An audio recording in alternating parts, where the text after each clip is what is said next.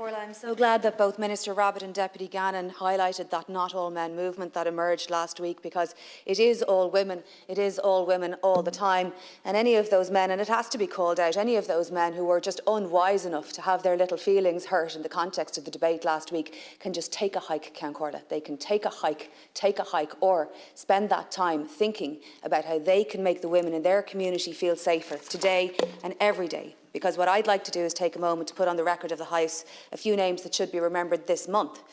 Joyce Quinn, Miriam O'Donoghue, Mandy Smith, Grania Dillon, Jean Scanlon, Mary Bridgman, Dolores McRae, Amy Farrell, Rebecca Kinsella, Mario Rostas, Anne Corcoran, Lorena Prickagen, Breda Waters, Veronica Volrath, Ruda Mauer, Jane Braidwood, Jasmine McGonigal, Elzbieta Peretroska, Aransitsa Sarindorj, Sharon Bennett and Aisling Murphy.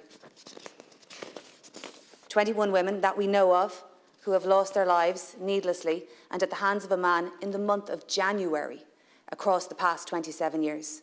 And from reading about each of these women over the past few days, it was once again so clear that it doesn't matter what your job is, it doesn't matter what precautions you take, it doesn't matter what time you're out at, it doesn't matter how bright it is or if you're in your own home. By simply existing, women's lives are at risk from men that they know, men that they don't, at risk of being strangled to death, at risk of being stabbed not once but numerous times, often with a bread knife and in their own home, because from my reading, those were the two most common ways of taking a woman's life that kept appearing across the years for those 21 women.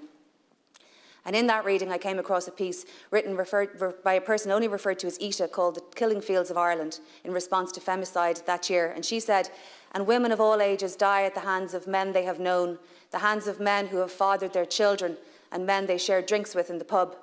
And that piece was written in December 1997, a quarter of a century ago. And yet here we stand in 2022 having the same conversation, experiencing the same atrocities, losing more lives. Nothing seems to have changed.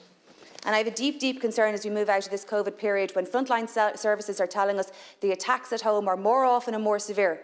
We're going to hear more about this over the coming years. Because women continue to pay for being women with their lives, most often by those that they know. Women pay for being a woman in lots of other ways, as we know, financially, physically, culturally, and the fear, the daily fear, low grade but constant, ever present. And when we speak up, as we do so often, on these so many, many aspects of our lives, so often it's dismissed, here or there, consciously or unconsciously, as the women. Too often, the women. Well, no more. And that's the reality that this House has to face. It has to change entirely. Oh, you've just a minute.